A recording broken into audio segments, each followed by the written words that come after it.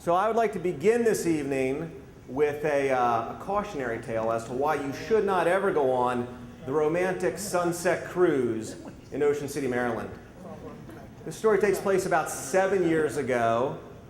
My son and I decided to go deep sea fishing for the first time. I thought it would be a great adventure, a nice way for us to bond together out on the open water. The brochure made it sound fairly simple. It was 1 hour on the ocean out to where the shipwreck was, 2 hours of looking for sea bass, and then 1 hour back. It seemed very simple.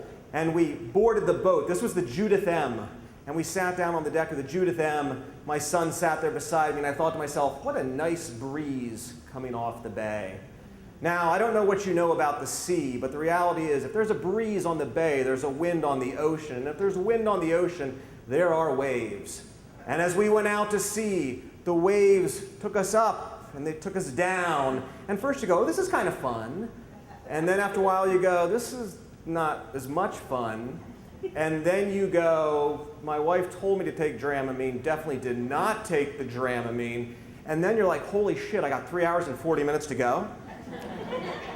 So about that time, my son looks at me and he goes, Dad, I don't feel so good. So I take my son and we walk inside the boat, sit down in this kitchen galley area, which is not really what you're supposed to do if you're seasick, but we sit down there. And this is the moment that I have all these thoughts going through my head. I mean, first I feel bad for my son. My son's sick. No parent wants to see their son being sick. But then I also look around the boat and he's the only kid getting sick.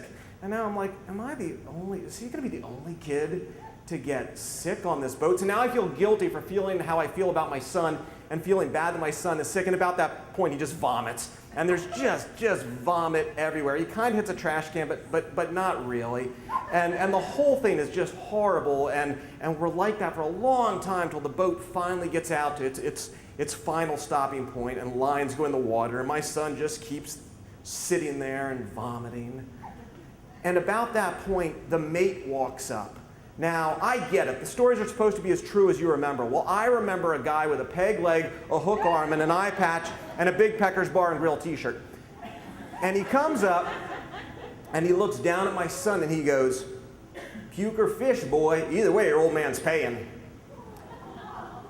And my son looks up, and there's tears in his eyes, and there's vomit on his chin. And I stand up. I'm going to have it out with this mate. But the next thing that happens is my son, he walks to the edge of the boat and he drops the bait in the water and starts fishing. And at this point, I recognize three things. The first thing is my son is no longer the only one vomiting on the boat. No, he was the first one. He was the first one to vomit on the boat. Now everyone's getting sick. And there's just vomit everywhere. The second thing I notice is my son's, Dad, I got a fish on the line. I got a fish on the line. That's amazing. And the third thing that I notice is, I'm going to puke.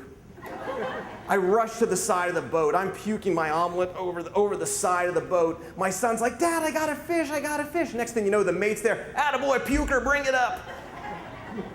I wish I could tell you that moment changed the next 2 hours, but what happened over the next 2 hours was just this obscene scene of fishing and puking, and my son, God bless him, he got into this routine where he'd get nauseous and he'd go, Dad, hold my glasses, and he'd puke, and then he'd catch another fish. It was amazing.